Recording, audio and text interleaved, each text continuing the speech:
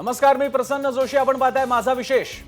सध्या शिवसेनेला एकही दिवस उसंत मिळू नये, उद्धव ठाकरे आणि सेनेच्या महत्त्वाच्या नेत्यांना थोडाही क्षण फुरसत मिळू नये याची बहुधा पूर्ण तजवीज भाजपने केलेली दिसते.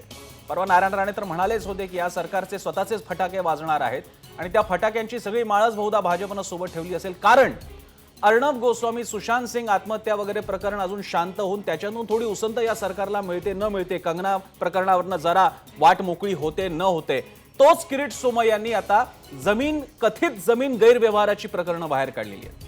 कोणाची नाव आहे त्या गैरव्यवहार प्रकरणात? कथित व्यवहार प्रकरणामध्ये स्वतः उद्धव ठाकरे, त्यांच्या पत्नी, त्यानंतर वायकर जे शिवसेनेशी संबंधित आहेत, मंत्री आहेत, अन्वय नाईक ज्यांची आत्महत्या त्यांनी केली, त्यांच्या पत्नी, त्यांची मुलगी आणि शिवसेनेचे काही नेते, असा सगळं नेक्सस असल्याचा किरीट सोमय्या दावा करतात. याशिवाय मुंबईतली पण काही प्रकरणं काढतात. 5 ठिकाणची एकूण भ्रष्टाचाराची प्रकरणं आहेत असं त्यांचं म्हणणं आहे आणि तो विषय आहे आपण लावून आता धरणार आहोत आणि त्याबद्दल चर्चा घडवतोय. चर्चेला सुरुवात करण्यापूर्वी सविस्तर समजून घेऊयात हे प्रकरण काय, कोणते आरोप आहेत आणि शिवसेनेची खरंच काही अडचण होते का, या रिपोर्टमधून. म्हणे 21 व्यवहार केले दाखवावे, हा खोटारडेपणाचा कळस आहे. एक लक्षात घ्या, ही त्यांना वॉर्निंग आहे. शेवटची वॉर्निंग आहे, आत्ता वॉर्निंग. मी पोलीस कमिशनर कडे मध्ये जातो. शिवसेनेमध्ये हिम्मत असेल किरीट सोमय्याला हात दाखवा, हात लावा.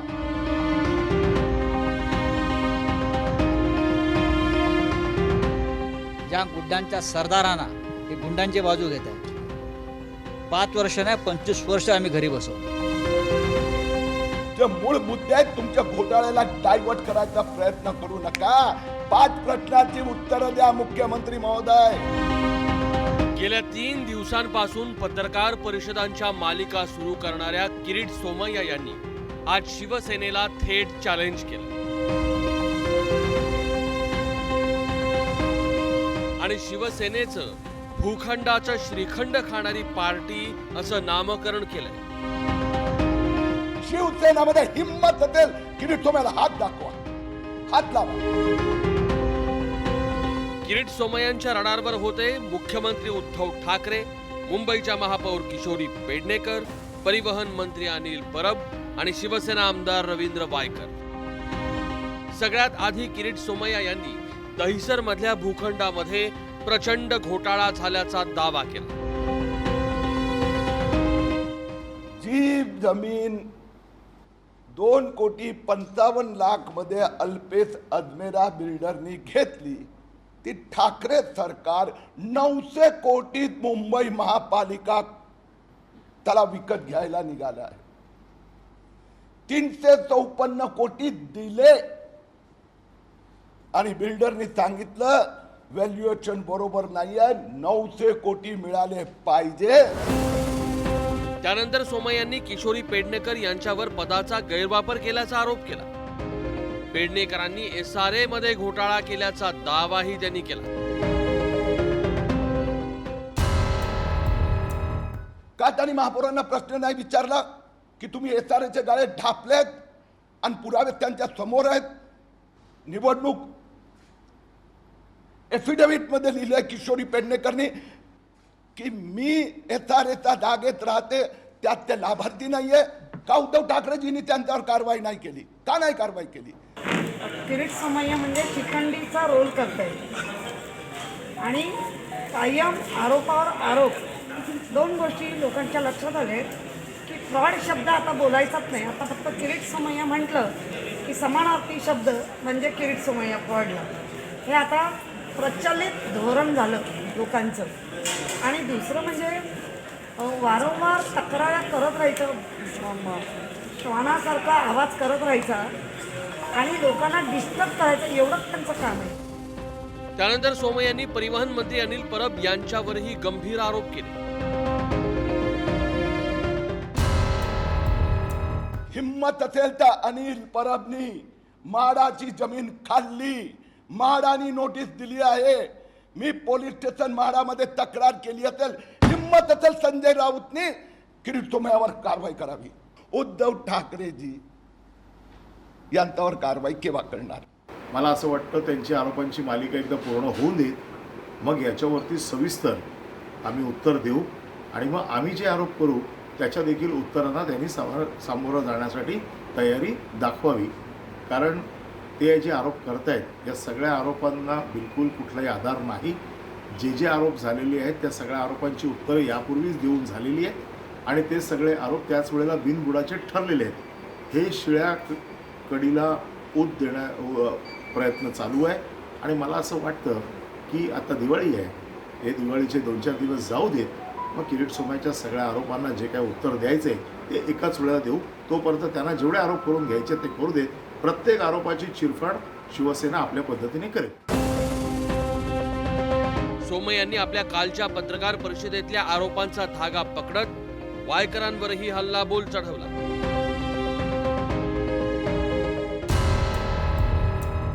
पैकी 30 सातबारे अन्वय नाईक परिवाराचे आहेत. उद्धव ठाकरेंनी उत्तर द्यावा ना, रश्मी ठाकरेंचा प्रतिनिधीने द्यावा उत्तर. आर्थिक आहे ना, आर्थिक बिझनेस करतायत ना, आय डोंट माइंड.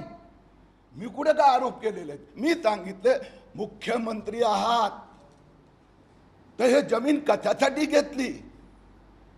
वायकरांबरोबर आर्थिक बिझनेस पार्टनरशिप आहे का? दिस इज एव्हरीथिंग इज ॲबनॉर्मल. आणि त्यांचं उत्तर देण्याची त्यांच्यामध्ये हिंमत नाही आहे. तू हिंमत असेल तर ते पहिले 30 लोकांशी माझं ॲग्रीमेंट झालेलं आहे, आमचं ॲग्रीमेंट झाले दाखव, नाही तर तोंड काळं कर, शोधू ना. नक्की नक्की जे योग्य जे कायदेशीर गोष्टी आहेत त्या सर्व करणार.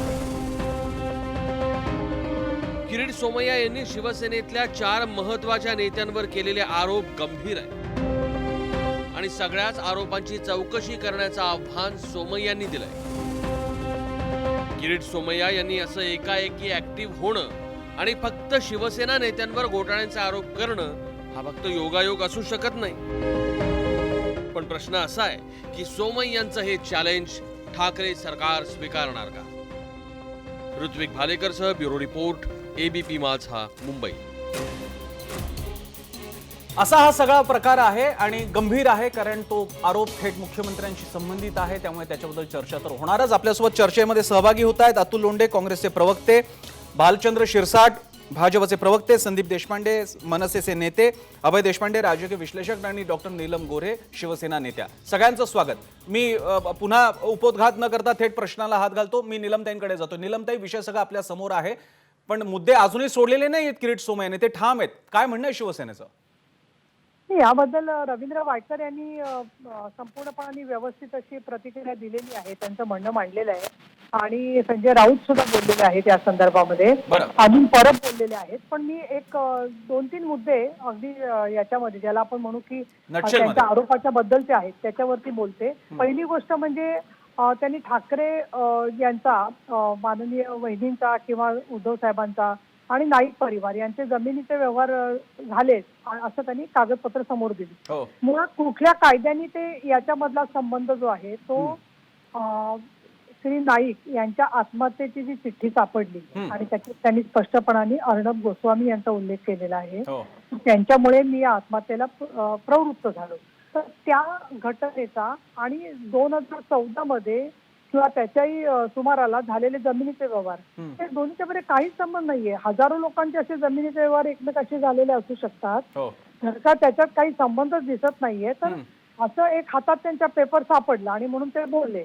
हे पेपर, दुसरं तुम्हाला कल्पना आहे की रजिस्ट्रेशन होतं सर्व पेपर्सचं व्यवहाराचं जमिनीच्या, आणि ते रजिस्ट्रेशन झाल्यावरती कुणालाही माहिती कळू शकते. दुसरं, वायकरांनी सांगितलं की नोटिसेस दिलेल्या होत्या की हे जमीन विकणार आहेत, ते जमीन घेणार आहेत, म्हणजे ज्याच्यात गुप्तच काही नाहीये. बरं, ते म्हणाले की आम्हाला हे कळायला पाहिजे महाराष्ट्राला.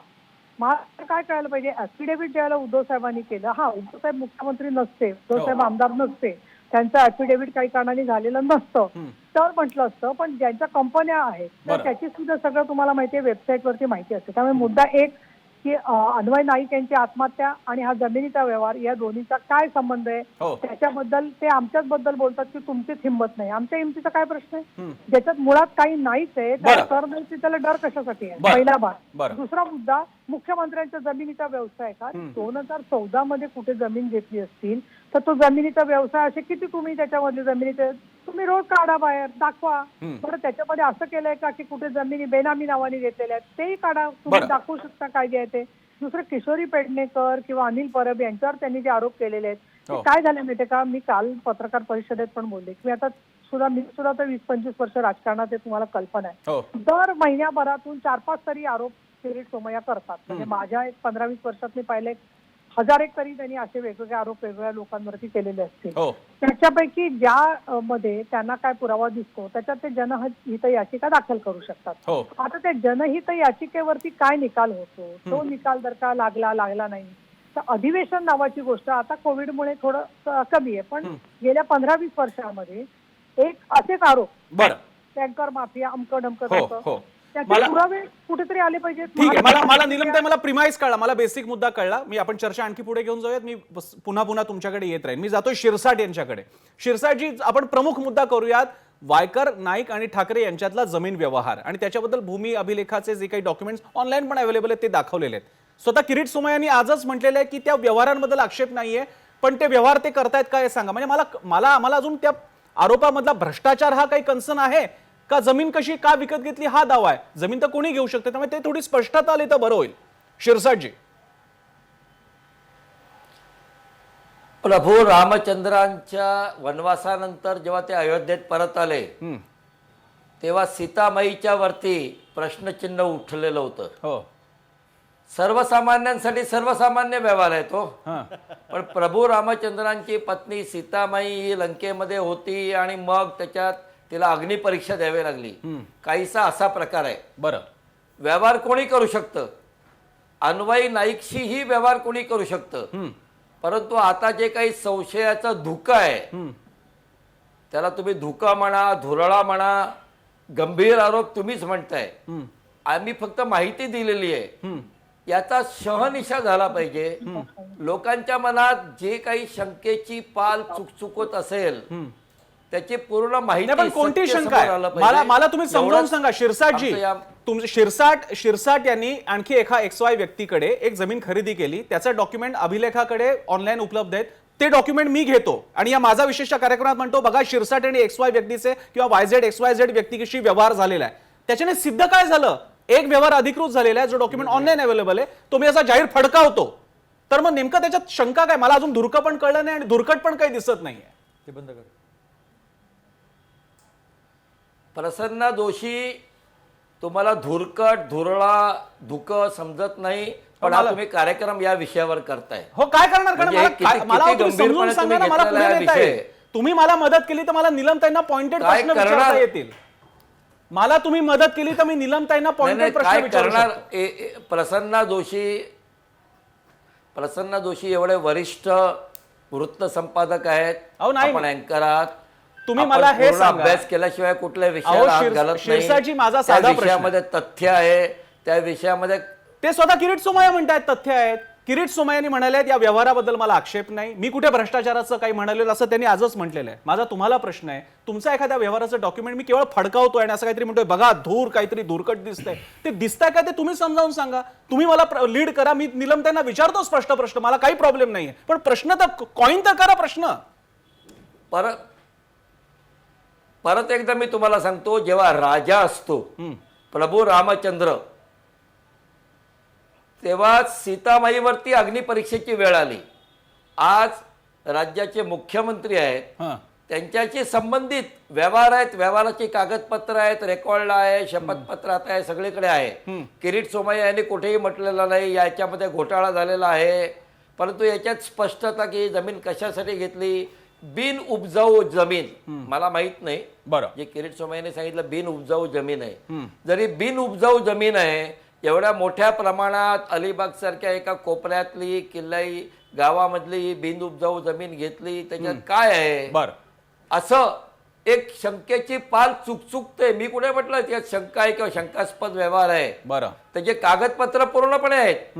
परत वेगवेगळा संबंध काय, ठाकरे कुटुंब, मला तुमच्या बोलण्यावरून जे समजलंय शिरसाटजी, कारण मला इतरांकडे पण जायचंय, मी विचारतो. मी शिरसाटजी, आपण जाहीरपणे बोलतोय, मी तुमचा प्रश्न जसाच्या तसा नेणार, पण मला समजलंय ते की हा व्यवहार झालेला आहे, हा तुम्ही का केला असा तुमचा एक बेसिक प्रश्न आहे. आता जमीन कोणी कुठली विकत घेऊ शकतो. आणि ब्रेक घेण्यापूर्वी एक माहिती आपल्या प्रेक्षकांसाठी, रामायणाचा जो संदर्भ ते देत आहेत त्याच्यामध्ये सीता मातेवरती एका व्यावसायिकानं, स्थानिक व्यावसायिकानं त्या लंकेमध्ये इतका काळ होत्या, मग त्यांच्या चारित्र्याबद्दलचा आक्षेप घेतला होता आणि म्हणून ती अग्निपरीक्षा आणि मग सगळ्या पुढच्या गोष्टी झाल्या. तो प्रश्न तो चुकीचा होता का? तो चुकीचा होता आपल्या दृष्टीने, पण प्रश्न कॉइन होता की माझा कशावर आक्षेप आहे, असं त्या पर्यटकाला माहित होतं की माझा प्रश्न काय. मला अजून प्रश्नच कळलेला नाही आणि तो घेतल्याशिवाय मला पुढे जाता येत नाही. ब्रेक नंतर बघूयात आपल्याला मिळतोय का प्रश्न. छोटासा ब्रेक, पाहत राहा एबीपी माझा.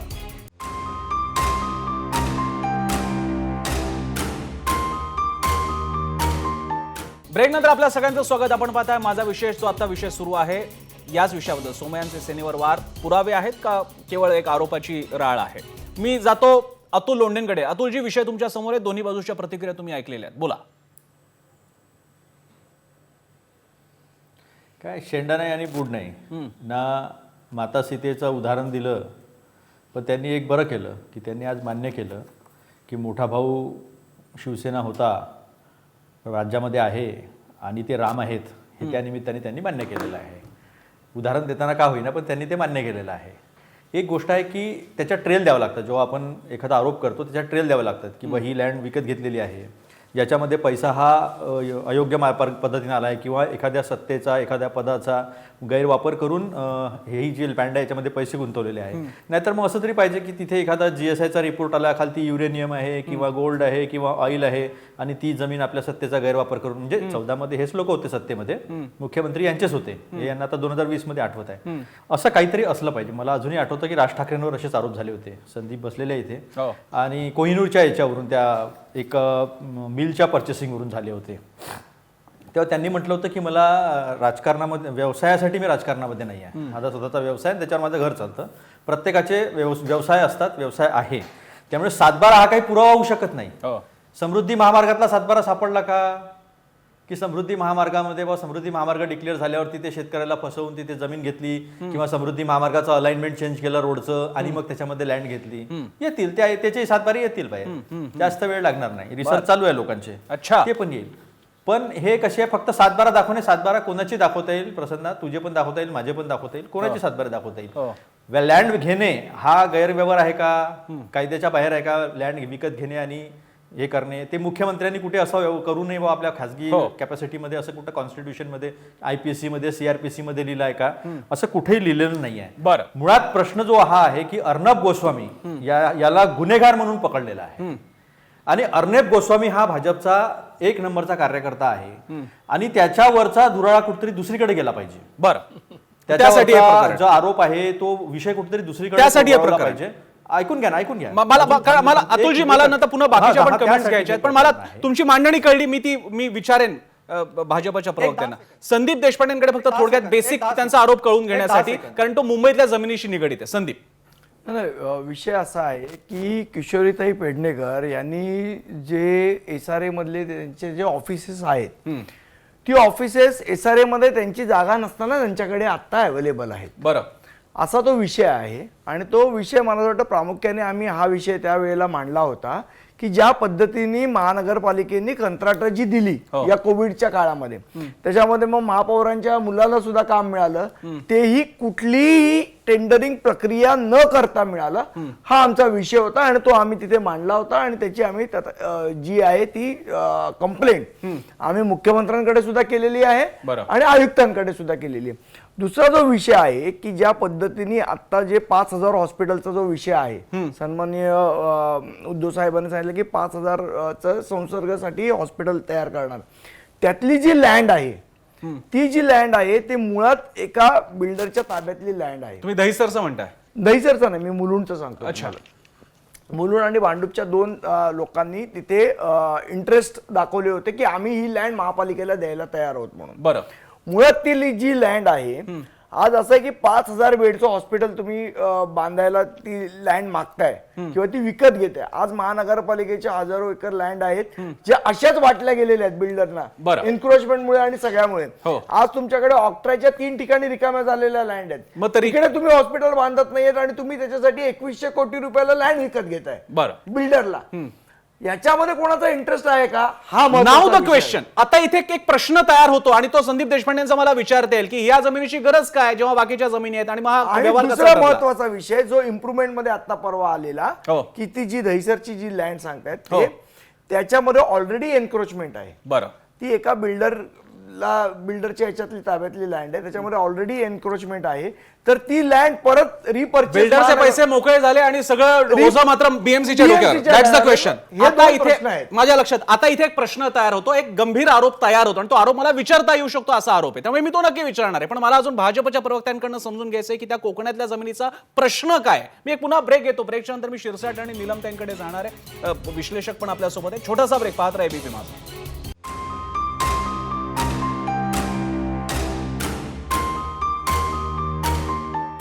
ब्रेक नंतर आपल्या सगळ्यांचं स्वागत. मी आता जाणारे पहिल्यांदा नीलम गोऱ्हे यांच्याकडे, त्यानंतर शिरसाट यांच्याकडे आणि मग संदीप देशपांडे आणि अभय देशपांडे सुद्धा आहेत, त्यांच्याकडे सुद्धा मला जायचं. मी बराच काळ अभय देशपांडेंकडे सुद्धा जाऊ शकलो नाहीये. नीलम ताई, आता त्यातला भाजपचा प्रश्न मला पुन्हा रिफाईन करून मिळाला तर मी तुमच्याकडे जाणार आहे. पण जे सध्या मी बातमी वाचतोय त्यातला दहिसर जमीन आणि संदीप देशपांडेंनी दाखवलेलं आणखी एक जमिनीचं प्रकरण, यामध्ये मात्र एक आरोप तयार होतो की या बाबतीत महापालिकेची कृती का चालली आहे, त्याबद्दल काय म्हणणं शिवसेनेचं? आता मी जवळजवळ 18 वर्ष विधिमंडळात आहे आणि कुठलेही कॉर्पोरेशनच्या संदर्भातले काही प्रश्न असतील तर त्याच्यावर अधिवेशनामध्ये लक्षवेधी प्रश्न हे लागत असतात. आणि आतापर्यंत तर 2014 पासून तर 2019 पर्यंत भारतीय जनता पक्षाचेच मुख्यमंत्री होते. आता आताच्या परिस्थितीत कोविडच्या नंतर जे अधिवेशन होईल त्या महानगरपालिकेमध्ये याच्यावरती चर्चा होऊ शकते. आताच्या तपशिलावरती मला त्याच्यावरती काही महानगरपालिकेच्या मध्ये किशोरी पेडणेकर आणखीन सर्व आमची जी टीम आहे तर त्यांना जेव्हा कल्पना आहे तर ते योग्य तो त्यांनी निर्णय घेतलेला असेल. बाकी कारण काय आहे त्या जमिनीच्या संदर्भात किंवा याच्यावरती मी स्वतः काही भाष्य करणं आणि विशेषतः जनहित याचिका दाखल केलेली आहे यांनी, किरीट सोमय्या यांनी, असं मी वाचलं. तर अशा वेळेला तुम्ही भाष्य करणं योग्य होणार नाही. परंतु मला असं वाटतं की रामाची गोष्ट सांगतायत तर मला असं विचारायचं, महाभारत काढते आता मग मी, की तेव्हा राधासुता कुठे गेला होता तुझा धर्म? गुजरातच्या मुख्यमंत्र्यांच्या वरती लोकांचे खुनाचे आरोप होते, एवढ्या केसेस चालल्या होत्या, एवढं चाललं होतं सगळं अमित शहाच्या वरती. आता ते केंद्र सरकारमधून सुटले, तेव्हा तुमचा रामाचा धर्म कुठे गेला होता? आणि आता हाथरसच्या मध्ये तर त्याच्यानंतर तुम्ही प्रियंका गांधींची कॉलर पकडण्यापर्यंत तुमचे पोलीस गेले, तेव्हा कुठे तुमचा राजधर्म गेला होता? अटल बिहारी वाजपेयींनी सांगितलं होतं राजधर्म निभाव, त्यावेळेला बाळासाहेबांनी भूमिका काय घेतली होती? तर त्याच्यामध्ये त्यांनी सांगितलं होतं आम्ही समजून घेतो काय जे आहे ते. आणि अशा वेळेला अरे तुम्ही राजधर्म वगैरे बोलता आहात, रामाचं उदाहरण देताय, पण उद्या तुम्ही कुठल्याही परिस्थितीमध्ये हे राम सीता वगैरे आणून मध्ये रावणाची भूमिका बजावताय, हे असते काहीतरी गोष्टी काढून. काय त्याला अर्थ आहे? पराचा कावळा, अडविंतीचा पडविंती, पडविंतीचा पोपडा, काही त्या प्रश्नांच्या दोन्ही सुतराम संबंध नाहीये. मी पुन्हा एकदा भाजपकडे जातो, कारण त्यातला मला जो बेसिक मुद्दा ज्याचा किरीट सोमय्यांनी फार प्रकर्षाने मुद्दा उपस्थित केलेला आहे तो म्हणजे ठाकरे, अन्वय नाईक यांचं कुटुंबीय आणि वायकर यांच्या कुटुंबियातला जमिनीचा व्यवहार. मी पुन्हा शिरसाटजी तुमच्याकडे येतो. एक व्यवहार झालाय हे तुम्हालाही मान्य आणि सगळ्यांनाच मान्य आहे. त्या व्यवहारात अशी कुठली डिस्क्रिपन्सी आहे, शासनाचा सत्तेचा गैरवापर आहे जो तुम्ही उल्लेख करू इच्छिता? म्हणजे मला तो प्रश्न विचारता येईल. 4 प्रकरण आहेत. अच्छा. केवळ एका प्रकरणाच्या भोवती तुम्ही मला ठेवताय. 28 नोव्हेंबरला 2019ला महाराष्ट्र राज्यात मुख्यमंत्र्यांचा शपथविधी झाला आणि 29 नोव्हेंबरला महापालिकेमध्ये दहिसरच्या जमिनीला आपण विकत घेऊ नये असा आयुक्तांची शिफारस असतानाही महापालिकेमध्ये 349 कोटी रुपये देऊन ती जमीन विकत घेण्याचा निर्णय करण्यात आला. आणि त्यानंतर तो जो कोणी विकासक आहे तो कोर्टात गेला आणि आता 900 कोटी मागतोय. म्हणजे माझी जी माहिती आहे त्याने 2.5-3 कोटीमध्ये ती जमीन विकत घेतली. त्याने खरेदीची सूचना बजावली, त्याला 350 कोटी मिळाले इतक्या तातडीने. म्हणजे सरकार आलं, दुसऱ्या दिवशी निर्णय झाला आणि एका महिन्यात त्याला पैशाचं अधिदान केलं जातं असं कुठेही झालं नाही. त्याला 350 कोटी दिल्यावरती तो गप्प बसला नाहीये. बरं, तो 900 कोटीसाठी कोर्टामध्ये गेलेला आहे. पण जर तो 900 कोटीसाठी कोर्टामध्ये जात असेल तर 350 कोटी देता कामा नये होते. डिस्प्युटेड मॅटर आहे. हे दहिसरचं प्रकरण झालं. दहिसरच्या प्रकरणात जमीन ही पूर्णपणे बाधित होती, भारग्रस्त होती. भारग्रस्त जमीन घेणं योग्य ठरणार नाही असं माझं म्हणणं नाही. महापालिकेच्या तत्कालीन अधिकारी आणि आयुक्त यांनी स्पष्टपणे निवेदन केलं होतं की या जमिनीची अव्वाच्या सव्वा किंमत होते, अवाजवी किंमत होते, आरक्षणाचा आपल्याला लाभ होणार नाही, बरोबर, ही जमीन घेऊ नये. तरी सुद्धा ती जमीन घेतली जाते. एक. नंबर 2, जे मुलुंड आणि भांडूप मध्ये 5000 बेडचं रुग्णालय पाहिजे का हवंय आम्हालाही हवंय ते, परंतु ऑक्ट्राय नाका 1 किलोमीटरच्या अंतरावरती, 1 किलोमीटर जास्तच बोलतो मी, 500 मीटरवरती ऑक्ट्राय नाका आहे आणि तिकडे मोठी जमीन पूर्ण मुलुंड पूर्वचा जो ऑक्ट्राय नाका आहे आणि मुलुंड पश्चिमचा ऑक्ट्राय नाका आहे, बरं. किमान 15 ते 20 एकरची जमीन आहे आणि आजूबाजूला परत आणखीन वेगळी जमीन रिकामी आहे. अच्छा. डम्पिंग ग्राउंड आहे. मुलुंडचं डम्पिंग ग्राउंड आपण आता बंद केलेलं आहे. एवढी मोठी जागा असताना सुद्धा आपण बाजारात विकत घ्यायला एखादी गोष्ट का निघतो? ओके, शंकेचं धुकं नाहीये. आता हे मुद्दे आहेत शिरसाटजी, आता हे मुद्दे आहेत आणि मी ते प्रश्न घेऊन जाणार आहेत. तुम्ही आधीच्या पहिल्या प्रश्नाचं उत्तर अजूनही दिलं नाही, पण हरकत नाही. तुम्ही जे बाकीचे 2 मांडलेले आहेत त्याच्यामध्ये मात्र प्रश्न बोट ठेवता येईल अशा प्रकारे आहे. एखादी जमीन का घेतली की ज्याच्यावरती ओझं आहे, ज्याच्यावरती एन्क्रोचमेंट आहे, दुसऱ्या बाकीच्या जमीन असताना तुम्ही कोविडचा मुद्दा उपस्थित केलेला केअर हॉस्पिटलचा. मी नीलम त्यांना विचारतो. नीलमजी, या संदर्भामध्ये महानगरपालिकेच्या मध्ये तत्कालीन आयुक्त म्हणजे त्या व्यक्तीचं नाव बोलते, परदेशी असताना आलं का? तर आहे परदेशी असताना त्यांची शिफारस होती का असं मी तुम्हाला विचारते. आता परदेशींचं सगळं एकूण आहे, सर्व अतिशय कार्यक्षम अधिकारी आहेत ते आणि कार्यक्षमपणाच्या मध्ये त्यांनी खूप वेगवेगळ्या भूमिकातून सुद्धा काम निभावलेलं आहे. पण महानगरपालिकेचा एक निर्णय जो असतो ना कुठल्याही, त्याच्या अनेक बाजू असू शकतात. जसा यांचा इंटरेस्ट आहे, तुम्ही आरोप करताय ना, उद्या एखाद्या नगरसेवकाने असे आम्हाला सांगितलं की शिरसाटांचा त्या जमिनीत इंटरेस्ट आहे, असं सुद्धा असू शकतात ना गोष्टी. त्याच्यामुळे प्रश्न असा आहे की त्याचं काय योग्य आहे काय नाहीये याच्यासाठी सर्वसाधारण बॉडी आहे. त्यांनी ओव्हररूल केलं असेल, समजा त्यांनी ओव्हररूल केलं आणि चुकीचं केलं, मी राज्य सरकारच्याकडे येऊ शकता, केंद्र सरकारच्याकडे जाऊ शकता, लोकसभेत विचारू शकता प्रश्न आणि या गोष्टींच्या वरती तुम्ही ते रद्द करून घेऊ शकता व्यवहार जे आहेत ते. परंतु मला एक काय दिसतं माहितीये का, वॉटर, रस्त्यातले खड्डे, पेंगवी, प्रत्येक मुंबई महानगरपालिकेचा कुठलाही गोष्ट आहे ना त्याचा घोटाळा काढायचा, ते ठाकरे कुटुंबापर्यंत नेऊन पोहोचवायचं. महानगरपालिकेमध्ये भूमिका घेत असताना शेवटी तर कित्येक वेळेला आमच्या शिवसेनेच्या पदाधिकाऱ्यांनी समोर व्यक्त केलेले की तुमच्या नीलमताई, पण हा काही प्रश्न फक्त भाजपने घेतलेला नाही, हा मनसे पण मांडते आज मुद्दा. नाही, याच्यात एकच सांगतो, याच्यामध्ये स्थायी समितीची बैठक असेल किंवा सभागृह असेल, सध्या अशी परिस्थिती आहे की 2 लोकांना कोर्टात जावं लागलं की आम्हाला स्थायी समितीत बोलायला देत नाहीत म्हणून, आणि एक त्याच्यामध्ये शिवसेनेचे सरकारमध्ये स्थापन असलेला समाजवादी पक्ष आहे, रईस शेख हे कोर्टात गेलेले आहेत की स्थायी समितीमध्ये यशवंत जाधव आम्हाला बोलू देत नाही. म्हणजे तुम्ही ज्या पद्धतीने तिथे घोटाळे होत आहेत त्याच्यावर जर बोलायला गेलं तर स्थायी समितीत बोलायला देत नाहीत, सभागृहात बोलायला देत नाहीत, आणि मग त्याच्यावर आवाज उठवायचा तर कुठे उठवायचा नगरसेवकांनी आवाज? म्हणजे तुम्ही एका ठिकाणी आवाज दाबणार, एका ठिकाणी घोटाळे करणार आणि दुसऱ्यांना बोलायला देणार नाही, असं थिअरी नाही होऊ शकत ना याच्यामध्ये. प्रसन्न, मला अभय देशपांडेंकडे जाण्यापूर्वी नीलमताई, मुंबईच्या बाबतीतले दोन्ही प्रकरणं गंभीर दिसत आहेत आणि त्याच्याबद्दलचं लॉजिकल स्पष्टीकरण अजून माझ्या तरी वाचनात आलेलं नाहीये. तुम्ही विधिमंडळात असता, पण महापालिका पातळीला पण विश्लेषण येत नाही, आणि माफ करा पण पेडणेकरजी याच्याबद्दल काही भूमिकाच घेत नाही, एक गोलगोल वक्तव्य असतात, पॉइंटेड मुद्दे मांडत नाहीत त्या, की हे कसं चुकीचं आहे. नाही, याच्यात मी 2 गोष्टी सांगेन की कुठल्याही नगरसेवकाला बोलायला मिळत नाही अशी त्याची तक्रार असेल किंवा लोकप्रतिनिधीला, तर ती अतिशय गंभीर आहे. कारण लोकप्रतिनिधींना कसं मांडायचं याचं त्यांना हळूहळू अनुभवजन्य चांगल्या पद्धतीने काम झालेलं असतं. आणि दुसरं, मुंबईतला कुठला नगरसेवक म्हणजे असं बोलू देत नाही वगैरे, मला सुद्धा आश्चर्य आहे. पण मी याच्याबद्दल विचार करेन की बाबा काय प्रकार आहे सगळा. दुसरं, मी तुम्हाला आता सांगते, एबीपी माझ्यावरती तसा थेटपणे आम्ही करत नाही कधी, पण हा जो जमिनीचे तुम्ही प्रश्न म्हणताय, जर का संदीप देशपांडे आणि शिरसाटांचा माझ्यावर थोडा विश्वास असेल आणि आपण लाखो प्रेक्षक बघताय, तुम्ही ती प्रकरणं माझ्याकडे द्या. आमचे मंत्री महोदय आहेत एकनाथ शिंदे नगरविकासचे, त्यांच्याकडे मी देईन आणि त्याच्याविषयी चर्चा करून यातून काय नक्की प्रकार झालाय त्याच्यातून तथ्यामध्ये मुळामध्ये जाण्यासाठी निश्चितपणाने काही चुकीचं झालं असेल तर त्याच्याबद्दल संबंधित लोक असतील बीएमसीचे, त्यांना सुद्धा मी विचारणा करू. फार मोठी घोषणा नीलमताईंनी केलेली आहे. या कथित घोटाळ्यांच्या बाबतीतले पुरावे घेऊन नीलमताईंकडेच याला त्यांनी सांगितलेलं आहे. मग तर मग अगदी फ्रॉम हॉर्सेस माउथ आपल्याला आश्वासन मिळालेलं आहे. मी आता अभय देशपांडेंकडे जातोय. अभयजी, या सगळ्या क्रोनॉलॉजीमध्ये एक मला जाणवलेली गोष्ट ती अशी की शिवसेना उद्धव ठाकरे आणि ठाकरे परिवार, शिवसेना परिवार याला एका दिवसाची उसंत दिली जात नाहीये. हे तुम्ही सिक्वेन्सिंग कसं पाहता? हे सगळे तुकडे एकत्र जोडल्यावर काय दिसतं? नाही, निश्चितपणेच राज्यात हे नवीन सरकार आल्यापासून स्वाभाविक आहे भाजपाला हातात तोंडाशी आलेला सत्तेचा घास गेला शिवसेनेच्या भूमिकेमुळे. त्यामुळे ते पहिल्या दिवसापासून आक्रमक भूमिका घेतली आणि त्यात काही गैर नाही. प्रश्न आहे की वेगवेगळी प्रकरणं जी काढली जात आहेत आता त्याचा संदर्भ काय आहे. आता म्हणजे याच्यातले भाग बघू आपण की मुळात अन्वय नाईक कुटुंबियांकडून घेतलेली जमीन, बरं की जमीन खरेदी व्यवहार हा हा म्हणजे अन्वय नाईकच्या आत्महत्येशी काहीही संबंध नाही याचा.